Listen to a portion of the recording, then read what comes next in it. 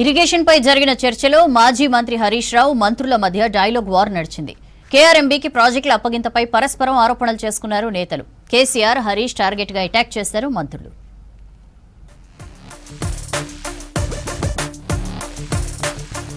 కృష్ణా జలాలపై చర్చలో భాగంగా సభలో మాజీ మంత్రి హరీష్ రావు, సీఎం, మంత్రుల మధ్య డైలాగ్ వార్ నడిచింది.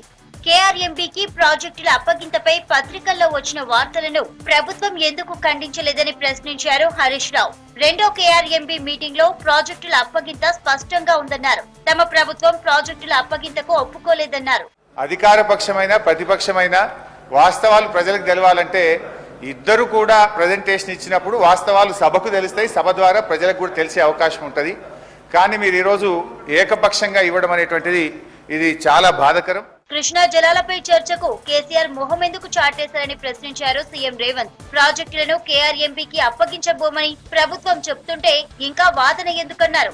ఓ పార్టీ అధినేతగా ప్రతిపక్ష నాయకుడిగా ఉన్న కేసీఆర్ చర్చకు ఎందుకు రావడం లేదన్నారు సీఎం. 10 ఏళ్ల పాపాల భైరవుడు సభకు వస్తే తాము చర్చకు సిద్ధమన్నారు. కేసీఆర్ సభకు వచ్చి మాట్లాడితే ఎంత టైం అయినా ఇస్తామన్నారు రేవంత్ రెడ్డి. చంద్రశేఖరరావు గారు సభలోకి వస్తే ఎంతసేపు అయినా మీరు మైక్ ఇవ్వండి అధ్యక్ష. వారికి వీరికి ఏ అధికారము, ఏ హక్కు, ఏ అవకాశం లేదు.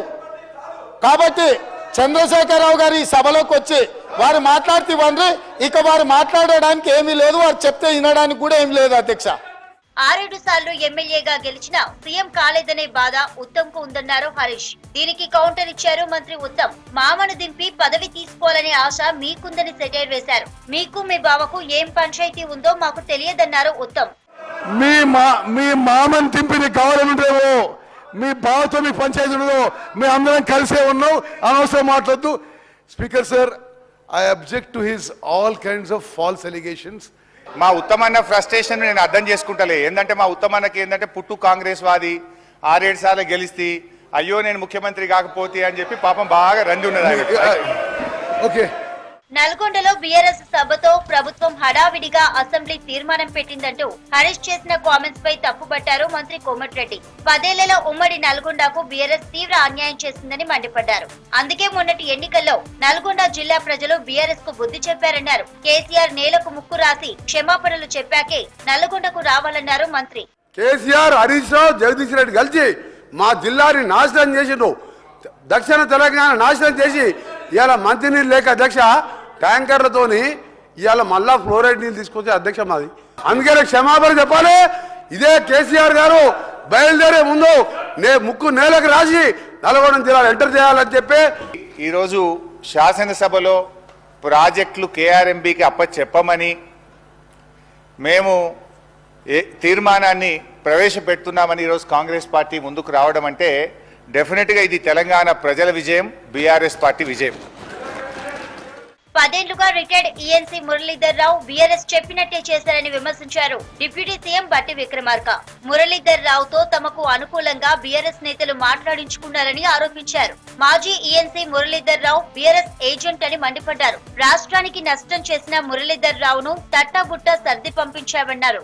మీ ఏజెంట్ మీ కాన్స్పిరసీతో అది మాట్లాడించి దాన్ని తీసుకొచ్చి మళ్ళీ సభలో చూపించి ఇవన్నీ చేస్తా ఉన్నారు. మాకు తెలిసిన తర్వాతనే వారిని తట్టా బుట్ట అంతా సరిది ఇంటికి పంపించాం. ఇది మేము తీసుకొని వచ్చాం.